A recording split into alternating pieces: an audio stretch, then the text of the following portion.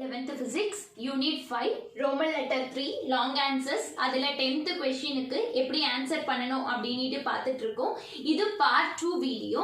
என்னோட பார்ட் 1 வீடியோவில் இந்த questionக்கு பேசிக்கான concept rolling, slipping, sliding and டயக்ராமர் இதை நான் எக்ஸ்பிளைன் பண்ணியிருப்பேன். இந்த வீடியோவில் நம்ம எக்ஸ்பிரஷன் ஃபார் ஆக்சிலரேஷன் அப்படின்றத டிரைவ் பண்ண போகிறோம். அது எப்படி அப்படின்ட்டு பார்க்கலாம். ஓகே, சோ ப்ரீவியஸ் வீடியோல நான் சொன்ன மாதிரி இந்த டயக்ராம்ல ரோலிங் ஆப்ஜெக்ட்ல என்னென்ன ஃபோர்ஸ் எல்லாம் ஆக்ட் ஆகுது அப்படின்றத நம்ம பார்த்திருப்போம். ப்ளீஸ் அந்த வீடியோ பார்க்கலனா அதை பார்த்துட்டு இந்த வீடியோ பாருங்க, அப்பதான் உங்களுக்கு புரியும். ஓகே, சோ இப்போ நம்ம என்ன பண்ணலாம்னா இந்த ரோலிங் ஆப்ஜெக்டோட மாஸ் m அப்படின்னுட்டு கன்சிடர் பண்றோம் அண்ட் ரேடியஸ் கேபிட்டல் R அப்படின்னுட்டு எடுத்துக்கிறோம். சரி, இந்த ரோலிங் ஆப்ஜெக்ட் வந்து ரோல் டவுன் ஆகுது வித்தவுட் ஸ்லிப்பிங். சோ ஸ்லிப்பிங்க்கும் ஸ்லைடிங்க்கும் உங்களுக்கு வித்தியாசம் தெரியும். ஸ்லிப்பிங் அப்படின்னா ரொட்டேஷன் அப்படின்றது வந்து ஜாஸ்தி இருக்கிறது தான் ஸ்லிப்பிங் அப்படின்னு நம்ம சொல்லுவோம். ஓகே, பட் இந்த இடத்துல வித் ஸ்லிப்பிங் சொல்லியிருந்தாங்கன்னா இது பயங்கரமா சுத்திக்கிட்டே கீழே வருதுன்றத நம்ம முடிவு பண்ணியிருப்போம். பட் வித்தவுட் ஸ்லிப்பிங் அப்படின்னு சொல்லியிருக்காங்க. அதாவது இந்த பொருள் வந்து ரொட்டேட்டே ஆகாம அப்படியே ஸ்லாண்ட் ஆகி வந்துடுது அப்படின்றது தான் இங்க எழுதியிருக்கக்கூடிய சென்டென்ஸோட அர்த்தம். ஓகேவா? சோ இந்த ரோலிங் ஆப்ஜெக்ட் என்ன ஆகுது அப்படின்னு பாத்தீங்கன்னா அப்படியே ரொட்டேட் ஆகாம ஸ்லாண்ட் ஆயிட்டு இன்க்ளைன்டு பிளேன்ல வந்துடுது. ஓகே, இப்போ நம்ம என்ன பண்ணணும்? டிரைவ் பண்ணணும் ஆக்சிலரேஷனுக்கு எக்ஸ்பிரஷன். அதுக்கு நம்ம டிரான்ஸ்லேட்டரி மோஷன் அப்படின்றத கன்சிடர் பண்ண போறோம். ஏன்னா நான் சொல்லியாச்சு இந்த இடத்துல ரொட்டேஷனல் மோஷன் கிடையாது. ஏன்னா நம்ம கேஸே பாத்தீங்கன்னா ஸ்லிப்பிங் இல்லாம தான் நம்ம கண்டிஷனை போட்டு ஆக்சிலரேஷனுக்கு எக்ஸ்பிரஷன் கொண்டு வரணும். அதனால நம்ம டிரான்ஸ்லேட்டரி மோஷனை எடுத்துக்கலாம். எந்த இடத்துல இங்க டிரான்ஸ்லேட்டரி மோஷன் நடக்குது? ஆப்வியஸா இந்த பகுதியில தான் டிரான்ஸ்லேட்டரி மோஷன் நடக்குது.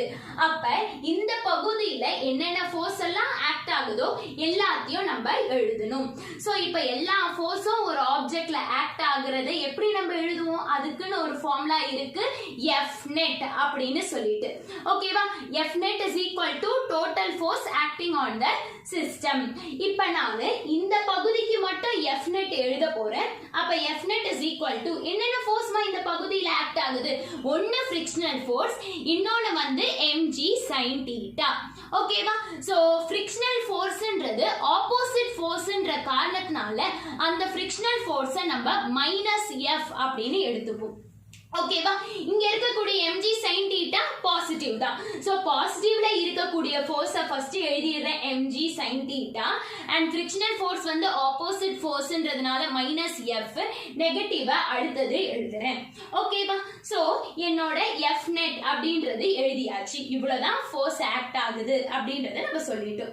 ஆல்ரெடி லெசன் 3ல லாஸ் ஆஃப் மோஷன்ல நான் சொல்லியிருப்பேன், F net அப்படின்னு வந்தாலே அந்த இடத்துல மாஸ் இன்டு ஆக்சிலரேஷன் அப்படின்னு போடணும். நம்ம பாருங்க இங்க F net வந்திருக்கு. அப்ப இந்த இடத்துல நம்ம மாஸ் இன்டு ஆக்சிலரேஷன் அப்படின்னு போட்டுடலாம். மீதி இருக்கக்கூடிய mg sin theta அப்படியே எழுதிடுறோம். இந்த ஃபிரிக்ஷனல் ஃபோர்ஸையும் அப்படியே எழுதியாச்சு. ஓகே, நான் இத ஈக்குவேஷன் 1 அப்படின்னு நேம் பண்றேன். இங்க கேட்கலாம் இப்படியே ஆக்சிலரேஷன் என்னன்றத போட்டுடலாமே, போடலாம். பட் நம்மளுக்கு ஃபிரிக்ஷனல் ஃபோர்ஸ் என்னன்றது முழுசா தெரியல. அதோட வேல்யூவை நம்ம சப்ஸ்டிட்யூட் பண்ணிட்டு அதுக்கு பிறகுதான் என்ன ஆக்சிலரேஷன் எக்ஸ்பிரஷன் கொடுக்கணும். சோ இப்போ ஃபிரிக்ஷனல் ஃபோர்ஸ்க்கு வேல்யூ வேணும்ன்றதுனால இந்த ஃபிரிக்ஷனல் ஃபோர்ஸ் டயகிராம்ல என்ன வேலை பண்ணுது அப்படின்றத பார்க்கலாம். சரியா? ஓகே, இப்ப நம்ம போயிட்டே இருக்கும் பொழுது ஏதோ ஒண்ணு நம்மளுக்கு தடுக்குதுன்னும் பொழுது என்ன ஆகும்? ஸ்லைட்டா கொஞ்சம் சாய்வோம் நம்ம. கரெக்டா? அதே மாதிரி இப்ப இந்த பந்து ரோல் ஆகுதுன்னா இத ஒரு ஃபிரிக்ஷனல் ஃபோர்ஸ் வந்து தடுக்குதுன்னும் பொழுது என்ன ஆகுது அப்படின்னு பாத்தீங்கன்னா கொஞ்சம் பந்து ட்விஸ்ட் ஆகும். அதாவது மேல இருக்கக்கூடிய பகுதி கொஞ்சம் சைடு வர ஆரம்பிக்கும்.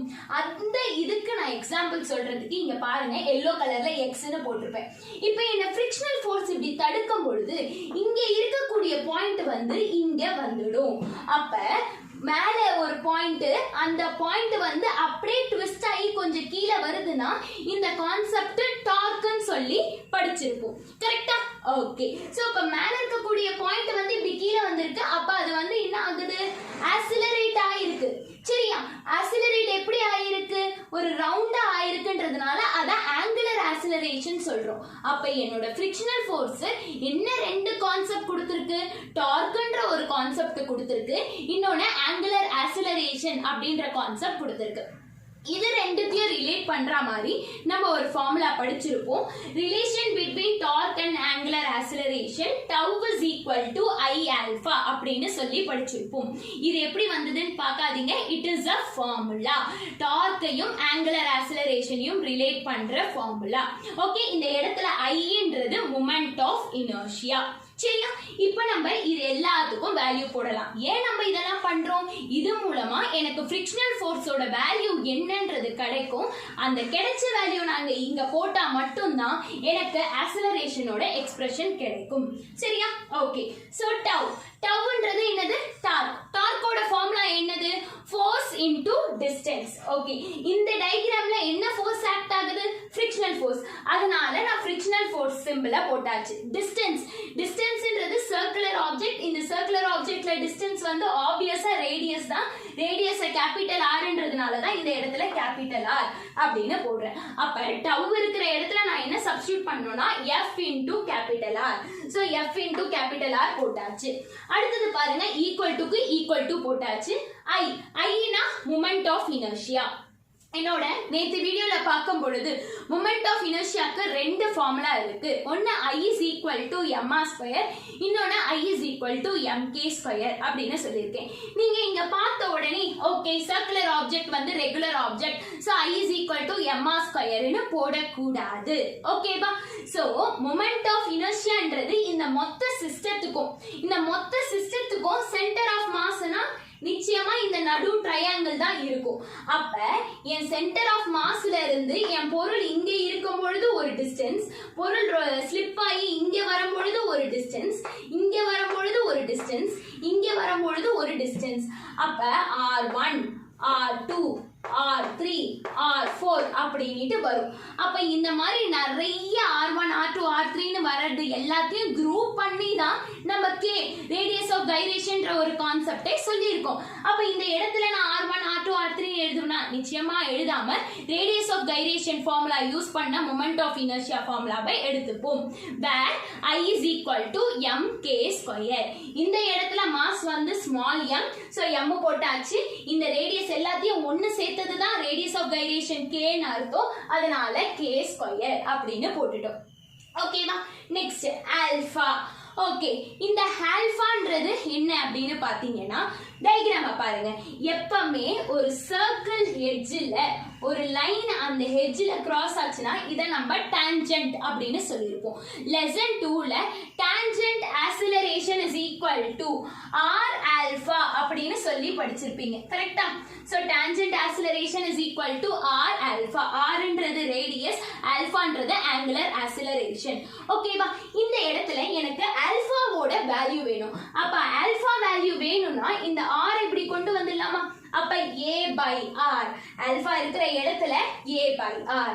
ஆல்பா வேல்யூ கண்டுபிடிக்கிறதுக்கு இது வந்து டான்ஜென்ட் கான்செப்ட்ல இருக்குன்றதுனால டான்ஜென்ட் ஆக்சிலரேஷன் ஃபார்முலாவை எழுதி அதுல இருந்து ஆல்பா வேல்யூவை கண்டுபிடிச்சு ஆல்பா இருக்கிற இடத்துல a/r அப்படின்னு போட்டுடுறேன். ஓகே, நம்ம எதுக்கு இந்த கான்செப்டை எடுத்தோமே, ஃபிரிக்ஷனல் ஃபோர்ஸ் வேல்யூ கண்டுபிடிக்கலாம். அப்ப f வேல்யூ வேணும்னா இத மட்டும் இங்க வச்சுட்டு r ஐ இப்படி கொண்டு போயிடலாம். ஓகேவா? அப்ப ஆல்ரெடி ஒரு r இருக்கு, இந்த r சேர்ந்த உடனே r² அப்படின்னு ஆயிடும். ஒண்ணுல நான் ஜஸ்ட் ஒரு அரேஞ்ச்மெண்ட் பண்ணிருக்கேன். ஸ்கொயர் எல்லாம் ஒரு பக்கம், சிங்கிளா இருக்கிறதெல்லாம் ஒரு பக்கம். So mk² r². So frictional ஃபோர்ஸோட வேல்யூ கிடைச்சாச்சு. அடுத்த ஸ்டெப் நம்ம என்ன பண்ணணும், இந்த ஃபிரிக்ஷனல் ஃபோர்ஸ் வேல்யூவை இந்த இடத்துல நம்ம சப்ஸ்டிட்யூட் பண்ணணும். அதனால தான் சப்ஸ்டிட்யூட் 3 ஈக்குவேஷன் இன் 1. ஓகேவா? சோ 1ல ஆல்ரெடி ma இருக்கு, mg sin θ இருக்கு, மைனஸ் அப்படின்றத போட்டாச்சு. f இருக்கிறதுக்கு பதில் நான் இங்க என்ன பண்ணணும், அதோட வேல்யூ ma k²/r² அப்படின்றத நம்ம போட்டுட்டோம். ஓகே, இப்ப ma எல்லாம் ஒரு பக்கம் குரூப் பண்ணிக்கலாம். இது நெகட்டிவ்ல இருக்குன்ற காரணத்தினால இந்த பக்கம் நம்ம கொண்டு வந்துடுவோம். அப்ப மைனஸ் இந்த சைடு ஈக்குவல் டு அந்த சைடு வரும்பொழுது பிளஸ் ஆயிடுது. So plus ma k²/r². இப்ப இந்த இடத்துல ஈக்குவல் டுக்கு அப்புறம் வெறும் இந்த mg sin θ மட்டும் இருக்கும், அதை எழுதிட்டேன். இதுல எதுமா காமன் அவுட்டா எடுக்கலாம் ma அப்படின்றத காமன் அவுட்டா எடுத்துடலாம் அப்ப ma காமன் அவுட்டா எடுத்துட்டா இங்க ஒண்ணுமே இல்ல சோ 1 பிளஸ் இங்க மீதி இருக்கக்கூடிய k square by r square equal to இந்த mg sin theta நல்லா பாருங்க mோ கேன்சல் பண்ணிடலாம் சேம்ல சோ அத கேன்சல் பண்ணிடுறேன் நான் என்னத்துக்கு எக்ஸ்பிரஷன் கண்டுபிடிக்கணும்னு பாத்தீங்கன்னா ஆக்ஸலரேஷனுக்கு கண்டுபிடிக்கணும் அப்ப ஆக்ஸலரேஷனுக்கு எக்ஸ்பிரஷன் கண்டுபிடிக்கணும்னா a மட்டும் இங்கே இருக்கட்டும் இப்ப இந்த மொத்த பாக்ஸையும் நாம இப்படி கொண்டு போலாம் ஓகே ஈக்குவல் டுக்கு இந்த சைடு நம்ம கொண்டு போகும்போது எனக்கு டிவைட் ஆயிடும் ஏன்னா இங்க மல்டிப்ளிகேஷன்ல இருக்கு அப்ப ஈக்குவல் டுக்கு அந்த சைடு கொண்டு போகும்போது டிவைட் ஆயிடும் டிவைடுனா இந்த பாக்ஸ் அப்படியே கீழே வந்துடும் அப்ப மேல இருக்கக்கூடிய g sin theta அப்படியே டிவைட் பை இந்த ஃபேக்டர் வந்துருச்சு சோ என்னோட ஆக்ஸலரேஷனோட எக்ஸ்பிரஷன் நம்ம கண்டுபிடிச்சாச்சு சோ இதுதான் எக்ஸ்பிரஷன்